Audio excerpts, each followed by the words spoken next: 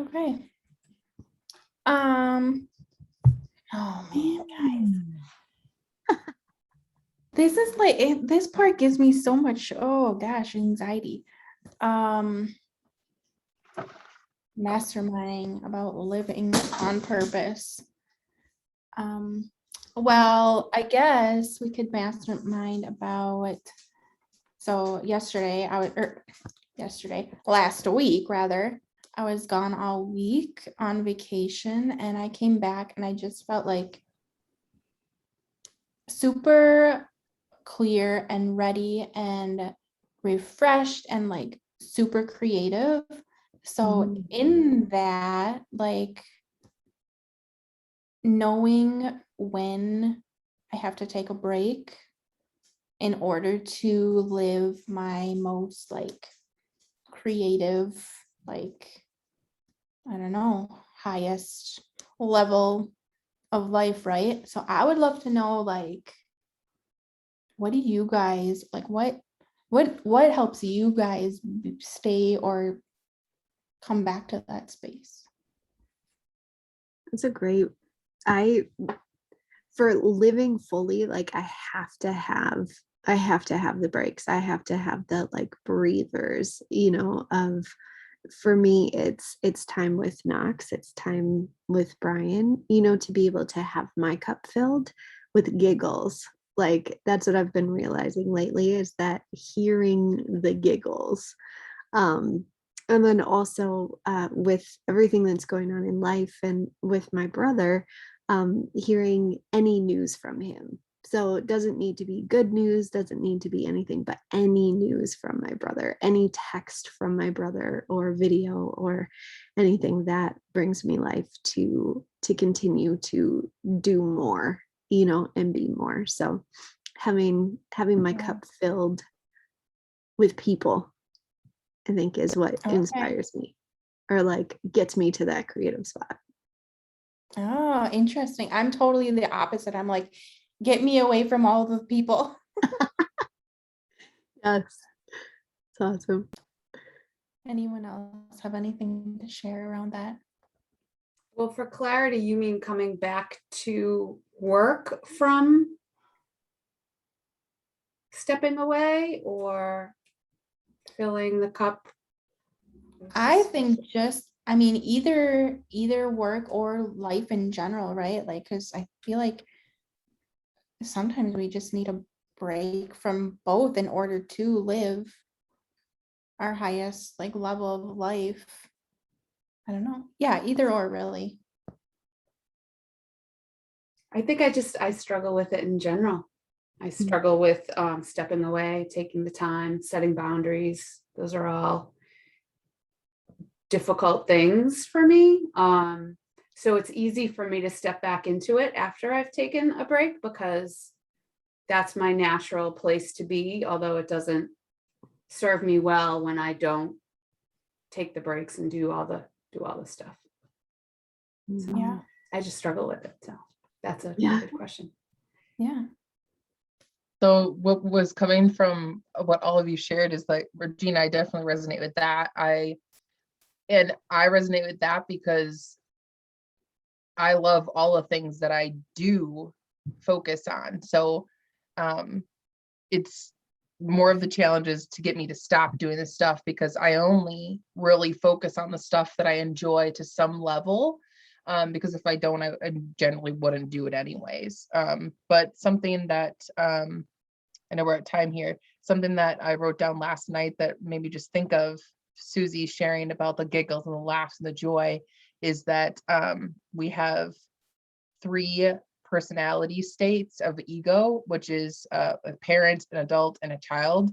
And being in the childlike ego state is where we need to be more of, because that is more fun and where more joy is, which is better connection. That is how we have better connection, is infusing the fun and the joy in all of the things, which is always my focus, to create the life that I don't need the vacation from. My life is all of it at once, because I know what I need, which is fun, which brings the connection for me. Yeah. With that, I we're at love 11:11. Ooh, magical. Mhm. Yeah, I love that. But I've actually been focusing on that more too, Beck, like knowing that it all is one essentially, right? So, yeah. All right. See you back here at 10:02. Yeah. Do we need a room? Okay. Any thoughts about masterminding? Anybody have anything they'd like to share first of all? I love that this is live on purpose. Because finding, and that it's on a Tuesday, like finding the different things that inspire us to live fully, and what that looks like. Because I too, going off of the mastermind earlier, it's easy for me to go to work and to be engulfed in that, and then not, excuse me, and to not stop, so having those breaks to be able to live fully. But in the last couple of years, I really have learned boundaries and feel confident in the boundaries. Like that's a lot of fun for me, is to know that, hey, when the workday is done, the workday's done, let's go. Yeah. Let's live fully. So Yeah. it's been a good- Um, What does living fully look like? I am still for me like the boundary. oh shoot, you're back. Sparkles, can you hear us? Okay, now I can. Yeah. So heard for you the boundaries. Oh yeah, I was just gonna add, like, for me, like the boundaries are something that is still a work in progress. Yeah. I don't know, because I'm someone who struggles with like routine and rigidity and like I don't know. So like I don't know. Yeah, I don't know. Boundaries. I'm still working on the boundaries. Yeah. One thing that I've learned about boundaries is that they're there to protect me instead of to like lock me up. You know what I Yeah. mean? It's more Yeah. protection around the things that I need and I want, rather than like holding me back, from those things. So that's Yeah. Sorry, Okay. excuse me. I would love to hear from those who are good at that or better at that or practicing that on a regular basis, what kind of language you use, because I think that that's a huge thing, is how you say it, and even how I say it to myself. yeah. But then being able to say it to others in order to Yeah. I find that when I set boundaries or take time for myself, I'm also apologizing for it or trying to justify it, and it doesn't feel good in either direction. So some language would be really helpful if you have that. Yeah. Sparkles, do you have any that's worked for you? No. Because I can share.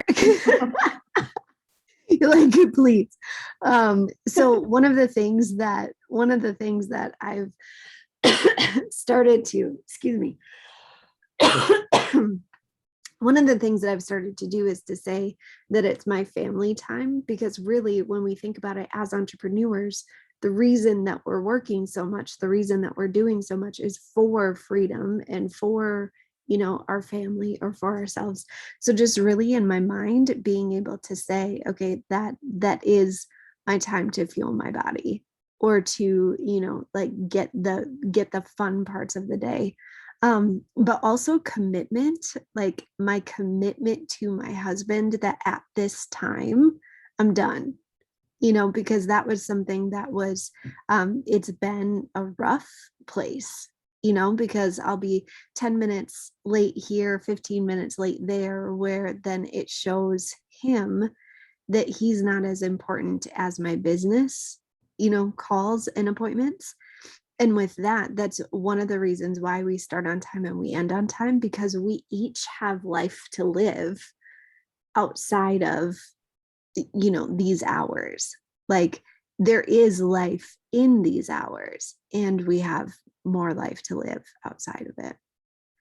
So I think that it's really asking myself, like, what am I committed to? So I really like that word commitment, is that, hey, I've got a previous commitment, or I have a commitment coming up, and whether that's to yourself or to business, and if people don't understand, so knowing if it's internal or if it's external, that if people don't understand that you have boundaries, for me, I'm like, sweet, I'll talk to you later. Like, it's, that. And if it's to myself, where I'm giving myself the guilt, then that's really internalizing. But yeah, commitment is what I've been asking.